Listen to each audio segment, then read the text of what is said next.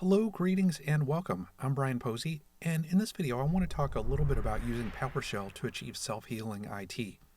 In other words, you can build a PowerShell script that can monitor your environment, detect problems, and take automatic corrective action without you having to manually intervene. And there are a million different ways that you could potentially do this.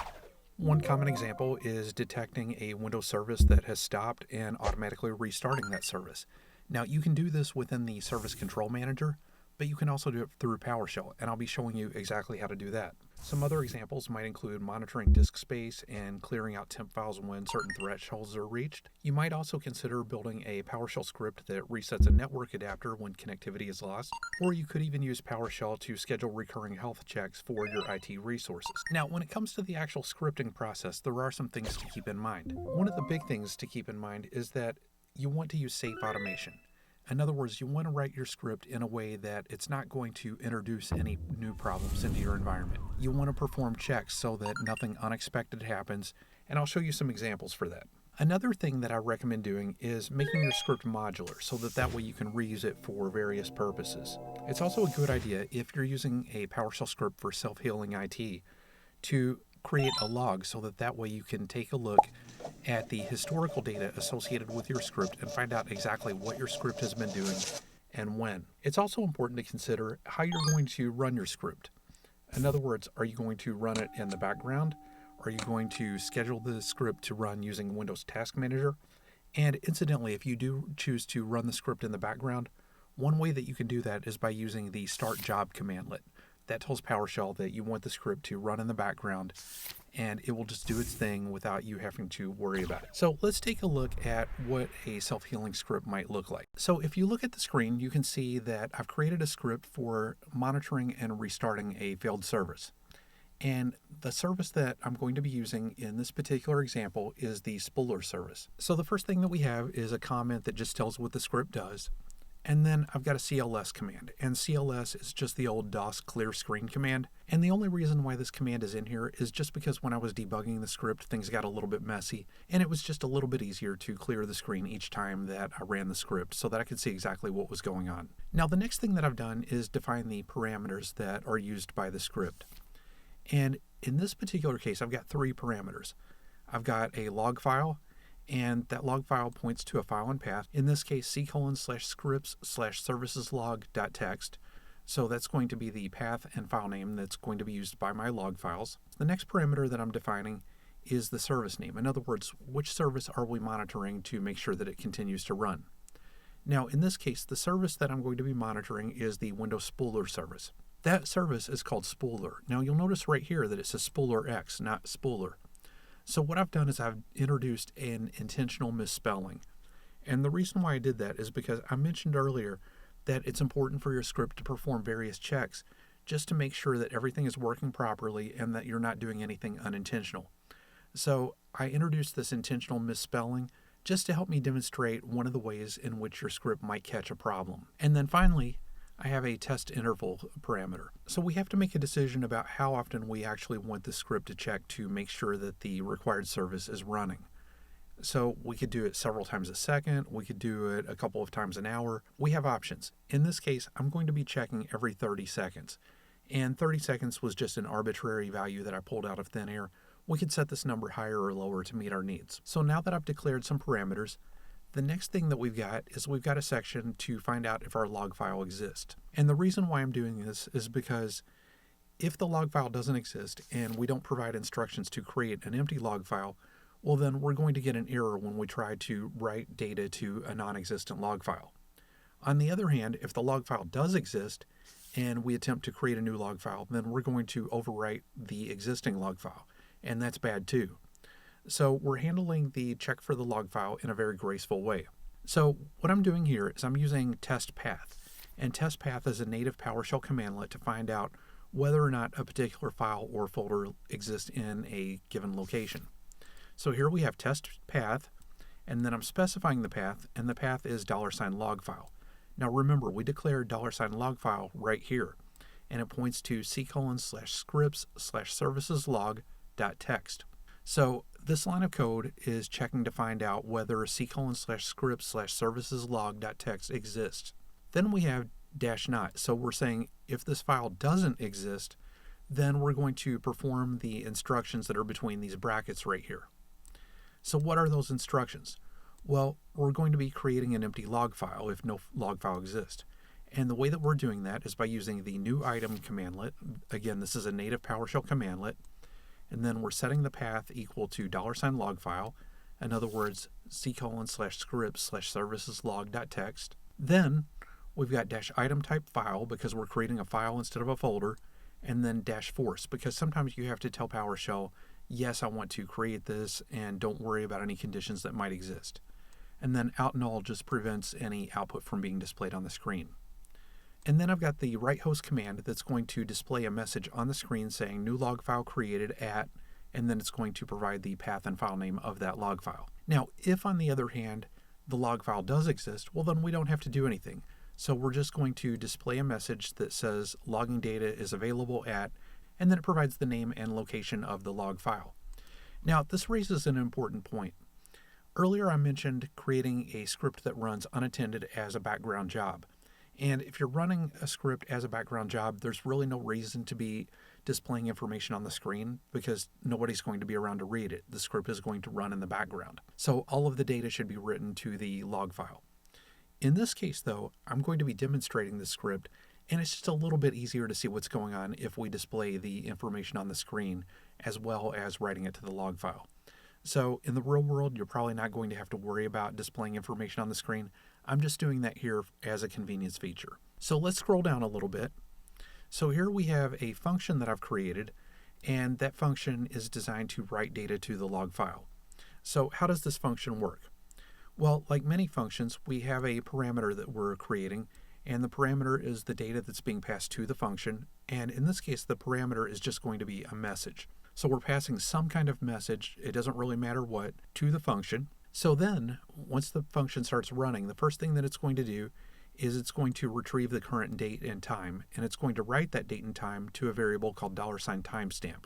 Then the function creates a variable called $logEntry, and that variable is going to contain the entry that will be written to the log. And that log entry is going to consist of the timestamp and the message that we pass to the function. So from here, we're going to do two things. We're going to use the write host command to display the log entry on the screen, and then we're going to write the log entry to the log. Now, how are we going to do that? Well, we're taking the $logEntry variable, and remember that contains our timestamp and our message, and then we're using the pipe symbol to direct the output from that command out to a file, and we're specifying file path as $log file, and then we've got the -append switch. Now this -append switch, which you see right here, is very important because if we don't include the switch, then the log file will be overwritten, and we don't want that. We want new entries to be appended to the end of the file rather than overwriting everything that already exists. So then we come down to our main script. And so the first thing that we're doing in our main script is to find out whether or not our service name is valid. And remember earlier I said it's really important to use conditional logic and to check to make sure that errors aren't being introduced. So here I have a command called try and a command called catch. So try and catch in PowerShell is a way of handling errors. The try section is the code that you want to run, and normally that code should run unimpeded. But if an error occurs, then instead of actually executing the instructions in the try section, the instructions that are in the catch section execute instead. So let's see what we've got here. The try section includes getService, $service name, and remember we declared the service name way up here, and in this case the service name is SpoolerX. So we're running getService followed by the service name and then error action stop. Now the error action is important because without an error action the catch will never engage. So then what we're doing is using the write host statement to display the words monitoring service followed by the service name. So if these two lines are able to execute, then everything's good. Now if we do get an error because the service name was invalid, then the catch section is going to engage, and we're going to see a message displayed on the screen saying that the service name is invalid, and then we run the exit command, and the exit command causes the script to terminate. So the script will stop running at that point. So let's take a look at the portion of the code that actually performs the monitoring. So the first thing that we have within our monitoring loop is while $true, And I'm not actually looking for a condition here. $true is always going to be true, and that means that this loop is going to run indefinitely. So as long as true is equal to true, which it always will be, then everything between these two brackets is going to run in a continuous loop. So what are we doing in those brackets? Well, the first thing that we're doing is we're creating a variable called $service, and we're setting that equal to get service, $service name. Remember, $service name was declared earlier in the script, and it contains the name of our service, in this case the spooler service. Then we're checking to see if the service status is not equal, that's -ne, not equal to running. So we're checking to find out if that service has stopped. If it has stopped, then we're going to run everything between these brackets right here. So what are we doing? Well, what we're doing is we're calling the writeLog function, and we're passing a message saying service, $service name, so the name of the service is, and then whatever the status is, it'll probably be stopped, and then the message goes on to say attempting to restart. So now that we've logged that message, the next thing that we need to do is try to restart the service.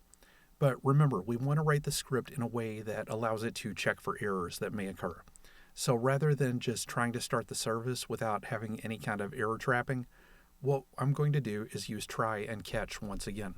So here we have our try statement, and the first thing that we're doing within the try statement is we're trying to start the service.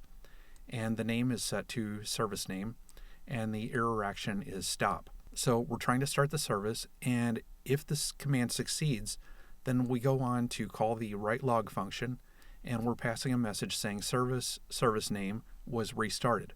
So in this case, we would get a message saying service spooler was restarted.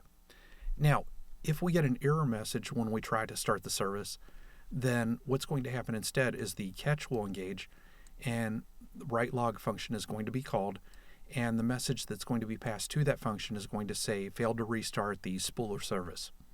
So all of that is going to happen if the service is not running, because remember, we're checking if the service status is not equal to running, then do everything between this block. Now, if the server status is running, then we're going to execute this else statement.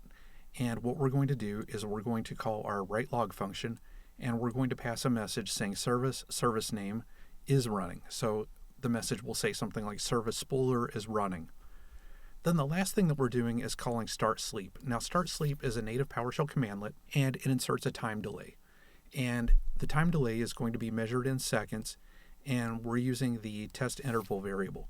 And the test interval variable was declared at the very beginning, and as you'll recall, I set it to 30 seconds. So in other words, what's going to happen is a 30-second time delay, and then this loop executes all over again. So the loop is going to execute once every 30 seconds. So let's go ahead and take a look at how this works. I'm going to begin by opening up File Explorer, and here you can see my spooler monitor script, and what I'm going to do is I'm just going to erase the log file. So the log file's gone, we don't have a log file, so when I run the script it should detect the absence of the log file and automatically create one for us. So let me go ahead and minimize File Explorer, and let me pull up PowerShell, and I'll switch over to the appropriate folder, and we'll go ahead and run the script.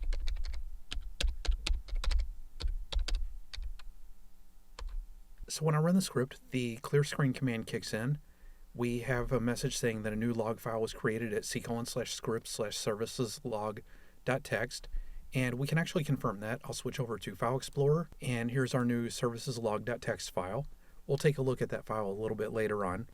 Then we see an entry from today's date, and it says the service named SpoolerX is invalid. And if you think back to the beginning of this video, you'll recall that I intentionally misspelled the name of the service just so that I could test my ability to catch errors like this one. So since the script was able to catch this error, let me go ahead and minimize PowerShell, and let's get rid of the misspelling, and I'll save my changes, and I'll switch back over to PowerShell. And incidentally, before I run the script again, I do want to quickly mention that I'm running an elevated PowerShell session. You'll notice the word administrator right here. And the reason why I'm doing that is because we are manipulating Windows services, and we can't do that under normal permissions. We have to do this from an elevated session. So with that said, let's go ahead and run the script again. And this time when I run the script, I get a message saying logging data is available at c:/scripts log/serviceslog.txt. This time we didn't get that message saying that the log file didn't exist because when I ran the script previously, it created the log file. Next, I see the current status of the service. So you can see Spooler is running. Then we have a message saying monitoring service Spooler. And then we have a couple of log entries that confirm that the spooler is running. And these entries occur every 30 seconds. So if we wait just a few more seconds, we should see another instance of this appear on screen. So now we see confirmation that the spooler is still running. So let's go ahead and shut it down. To do that, I'm going to open up the Service Control Manager.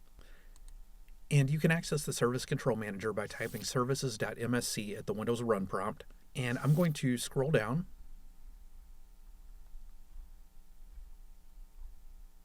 These are all the services on the PC. And here's our print spooler, and you can see that it is indeed running. So I'm going to stop the print spooler. I'm going to right-click on the print spooler service, and I'll choose the stop option. And so now the print spooler is stopped. Let me go ahead and minimize this, and let's watch what happens. So the script detects that the spooler is stopped, and it attempts a restart, and we have a message saying that the spooler was restarted. And if we wait until the next round of logging data, we should get confirmation that the spooler is running. And so here you can see that the spooler is indeed running. So let's have a look at the Service Control Manager just to make sure that what PowerShell is telling us is accurate.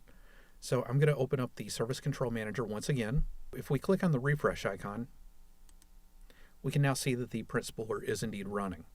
So let me go ahead and close this out. And the last thing that I want to do is to take a look at the log file that was created. So I'm going to press Control-C to terminate the script. And let me go ahead and close out of PowerShell. And let's open up File Explorer. And let's take a look at the log. So here you can see the log that was created. And the log contains exactly the same data as what was shown on screen. So as you can see, we can use PowerShell to monitor a system service and to automatically take action if that service stops. So hopefully you'll find this technique helpful. I'm Brien Posey. Thanks again for watching.